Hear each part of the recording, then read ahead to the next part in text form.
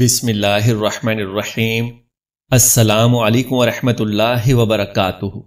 وہ کون سی نشانی ہے جس سے معلوم ہو جاتا ہے کہ مرنے والا شخص جنتی ہے یا جہنمی ہے؟ محترم ناظرین، مرنے والے شخص کے اندر یہ ایک نشانی نظر آ جائے تو سمجھ لینا کہ مرنے والا سیدھا جنت میں جائے گا۔ اگر آپ کو قرآن و حدیث کی معلومات ہوں تو مرنے والے کو دیکھ کر ہی سمجھ جائیں گے کہ اس کا ٹھکانہ جنت ہے یا جہنم ہے۔ اگر ایسی آواز حلق سے نکلے جیسے جانور کو ذبح کرتے وقت جانور کے حلق سے بھیانک سی آواز نکلتی ہے، اگر ایسی آواز نکل رہی ہے تو علامت اچھی نہیں ہے۔ یہ تو نہیں کہہ سکتے کہ وہ جہنمی ہے، لیکن احتیاط سے علامت اچھی نہیں ہے۔ اس کے لیے کثرت سے مغفرت کی دعا کرنی چاہیے۔ محترم ناظرین، مرتے وقت 3 علامات بہت اچھی ہیں۔ نمبر 1، موت کے وقت کسی کی پیشانی پر پسینہ آ جائے تو یہ اس کے جنتی ہونے کی نشانی ہے۔ نمبر 2، ناک کے نتنے پھول جائیں تو یہ بھی جنتی ہونے کی نشانی ہے۔ نمبر 3، اگر آنکھ میں آنسو آ جائیں تو یہ بھی جنتی ہونے کی نشانی ہے۔ اور اگر زبان پر کلمہ جاری ہو جائے تو سبحان اللہ، اس کے کیا ہی کہنے ہیں۔ رسول اللہ صلی اللہ علیہ وآلہ وسلم فرماتے ہیں کہ جس کی زندگی کا پہلا کلام کلمہ ہو اور جس کی زندگی کا آخری کلام بھی کلمہ ہو، اگر اس نے 1000 سال تک بھی زندگی گزار کر گناہ کیے تو قیامت کے دن اس سے کوئی بھی سوال نہیں پوچھا جائے گا اور اس کی بخشش کر دی جائے گی۔ اب بات یہ ہے کہ ایک وہ جس کی زبان پر کلمہ جاری ہوا، جبکہ ایک وہ جس کی زبان پر کلمہ جاری نہیں ہوتا۔ اس کے متعلق چند باتیں پوری توجہ سے جان لیجئے۔ نمبر 1، حدیث پاک میں آتا ہے کہ دنیا میں جو لوگ مسواک کثرت سے کرتے ہیں، انشاءاللہ تبارک و تعالی جب وہ مریں گے تو ان کی زبان پر ضرور کلمہ طیبہ جاری ہوگا۔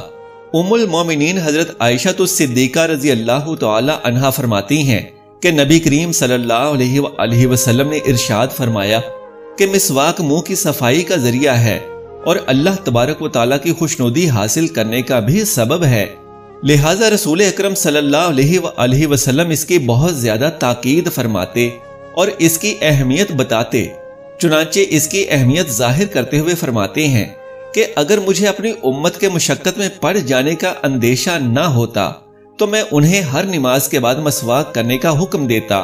حضرت عائشہ رضی اللہ تعالی عنہا کہتی ہیں کہ جو نماز مسواک کرنے کے بعد پڑھی گئی وہ بغیر مسواک کے نماز سے 70 گنا زیادہ افضل ہوتی ہے۔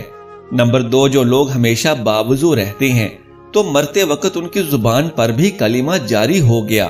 حضرت انس رضی اللہ تعالی عنہ فرماتے ہیں کہ نبی کریم صلی اللہ علیہ وآلہ وسلم نے ارشاد فرمایا، اے انس، اگر تم سے ہو سکے کہ ہمیشہ باوضو رہو تو ایسا کر لو، کیونکہ ملک الموت جب کسی بندے کی روح قبض کرتے ہیں جو باوضو ہو تو اس بندے کی موت شہادت کی موت لکھی جاتی ہے۔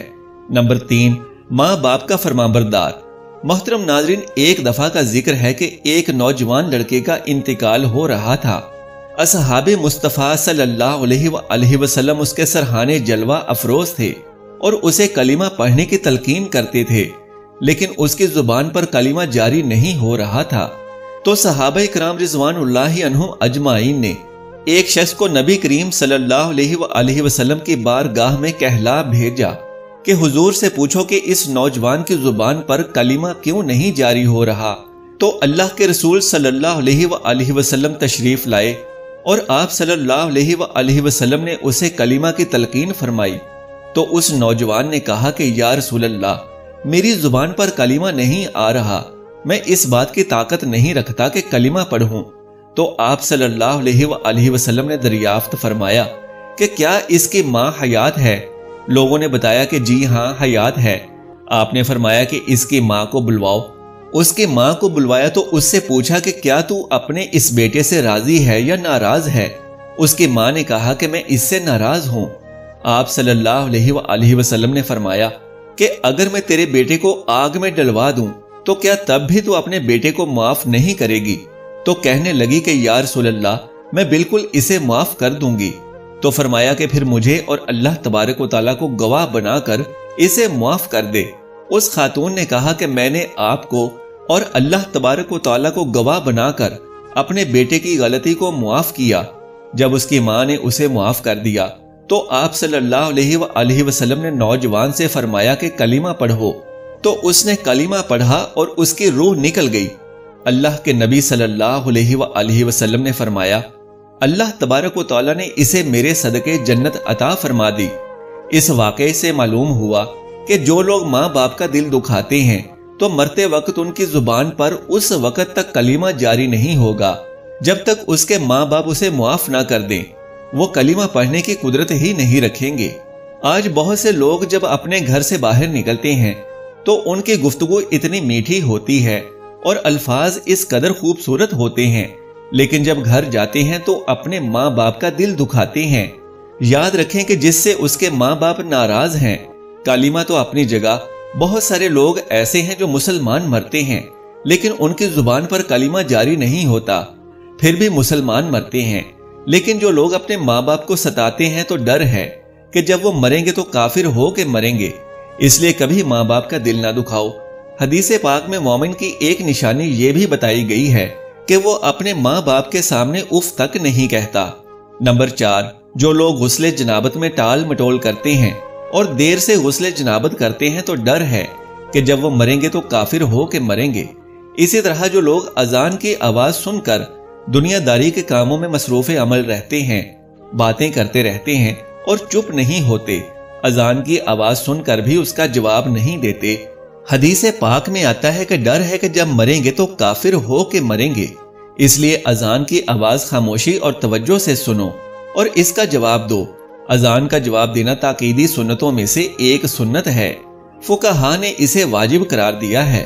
حضرت انس بن مالک رضی اللہ تعالی عنہ سے روایت ہے کہ رسول اکرم صلی اللہ علیہ وآلہ وسلم طلوع فجر کے وقت دشمنوں پر حملہ کرتے تھے اور کان لگا کر آواز سنتے۔ اگر آپ صلی اللہ علیہ وآلہ وسلم اذان کی آواز سنتے تو رک جاتے ورنہ حملہ کر دیتے۔ ایک مرتبہ آپ صلی اللہ علیہ وآلہ وسلم نے ایک شخص کو اللہ اکبر کہتے ہوئے سنا تو رسول اللہ صلی اللہ علیہ وآلہ وسلم نے فرمایا، یہ مسلمان ہے۔ پھر اس نے اشہد اللہ کہا تو آپ صلی اللہ علیہ وآلہ وسلم نے فرمایا کہ وہ جہنم سے آزاد ہو گیا۔ اس کے بعد جب لوگوں نے دیکھا تو وہ بکریوں کا چرواہا تھا۔ بروایت صحیح مسلم۔ محترم سامعین، موت کے وقت عالم سکرات میں کلمہ طیبہ نصیب ہونا موت کی سختیوں کو دور کرتا ہے۔ کلمہ پڑھنے سے خاتمہ ایمان پر ہوتا ہے، جان آسانی سے نکل جاتی ہے۔ اس سلسلے میں رسول اقدس صلی اللہ علیہ وآلہ وسلم نے ارشاد فرمایا، حضرت یحییٰ بن طلحہ بن عبداللہ رضی اللہ تعالی عنہ سے روایت ہے کہ حضرت طلحہ رضی اللہ تعالی عنہ کو افسردہ دیکھ کر لوگوں نے پوچھا کہ کیا بات ہے؟ انہوں نے کہا، بے شک میں نے رسول اللہ صلی اللہ علیہ وآلہ وسلم سے سنا ہے، مجھے ایک کلمہ معلوم ہے، جو شخص موت کے وقت اسے پڑھے تو اس سے موت کی تکلیف دور ہو جائے، چہرے کا رنگ چمکنے لگے، مگر مجھے وہ کلمہ پوچھنے کی جرت نہیں ہوئی۔ حضرت عمر رضی اللہ تعالی عنہ نے فرمایا، بے شک مجھے وہ کلمہ معلوم ہے۔ تو انہوں نے پوچھا کیا ہے؟ تو حضرت عمر رضی اللہ تعالی عنہ نے فرمایا کہ ہمیں معلوم ہے کہ کوئی کلمہ اس سے بڑا نہیں جو حضور نے اپنے چچا ابو طالب کو پیش کیا تھا، اور وہ ہے لا الہ الا اللہ۔ حضرت طلحہ نے پوچھا تو کیا یہی ہے؟ فاروق اعظم نے کہا واللہ یہی ہے۔ بروایت بیہقی۔ سامعین، موت کے وقت کی تکلیف نہایت ہی سخت ترین ہوتی ہے۔ فرمایا گیا ہے کہ جسم پر 340 تلوار کی ضربیں لگائی جائیں تو اتنی تکلیف نہیں ہوتی جتنی جسم سے روح کے نکلتے وقت ہوتی ہے۔ کلمہ طیبہ یعنی لا الہ الا اللہ محمد رسول اللہ موت کے وقت ہونے والی تکلیف سے نجات کا ذریعہ ہے، لہٰذا کلمہ طیبہ کے ورد کی عادت بنا لیں تاکہ مرتے وقت موت کی تکلیف سے نجات مل جائے۔ اللہ تبارک و تعالیٰ سے دعا ہے کہ تمام مسلمانوں کو موت کے وقت کی تکلیف سے محفوظ و مامون فرمائے اور ہمارا خاتمہ ایمان پر نصیب فرمائے، میرا سنانا اور آپ کا سننا قبول و منظور فرمائے، آمین یا رب العالمین۔ محترم ناظرین، درخواست ہے کہ اگر میری آج کی یہ معلوماتی ویڈیو آپ کو پسند آ جائے تو براہ کرم اس ویڈیو کو لائک اور شیئر کر دیجئے اور میرے اسلامی و اصلاحی چینل کو سبسکرائب کر لیجئے۔ جزاک اللہ خیرن کثیرا۔ اللہ ہم سب کا حامی و ناصر ہو۔